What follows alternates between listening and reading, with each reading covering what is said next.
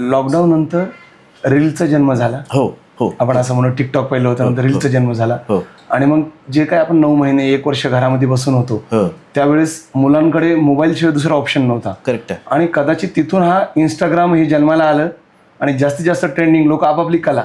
पण कलेच्या पुढं जर त्यांनी विचार केला, त्यांना कळालं की जेवढं आता खास करून मुलींमध्ये पण काही मुलींनी चांगलं पण काम केले, परंतु जास्तीत जास्त डान्स. कारण आपण जर व्हिडिओ कुठलाही एक म्हटलं की डान्सचा व्हिडिओ म्हटलं की त्याला लाईक्स आणि व्ह्यूज जास्त आहेत बघा. आणि त्यातल्या त्यात तो डान्स किती तुम्ही उघडपणाने शो करताय, किती कमी कपडे घालून करताय, त्यावरती ते जास्तीत जास्त हे दाखवला जातो.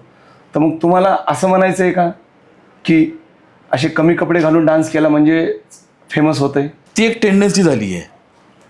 कारण मी अनेकांचं पाहिलं की त्यांनी काही चांगलं सांगितलं किंवा चांगलं प्रेझेंटेशन केलं कुठल्या का चांगल्या विषयावरती, तर त्याला व्ह्यूज नाही आहेत.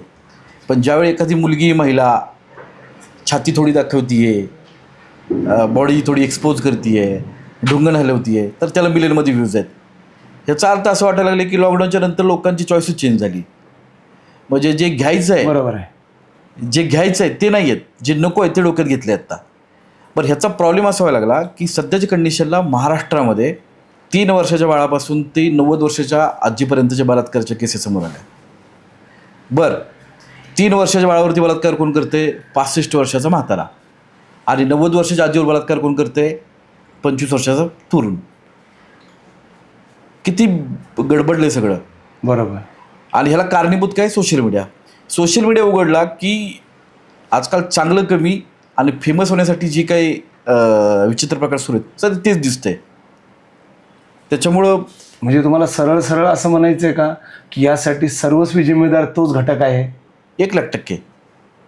बर, 1,00,000%. तुम्ही 4 वर्षा पाठीमागच्या लैंगिक शोषणाच्या घटना काढा लहान मुलांच्या बाबतीमध्ये. बर. सध्याच आकडेवर चेक करा. सध्या आपण ना UP बिहारला टक्कर देतोय. आपल्या पुढं फक्त UP बिहारच होता, आता आपण 3 नंबरला आहोत.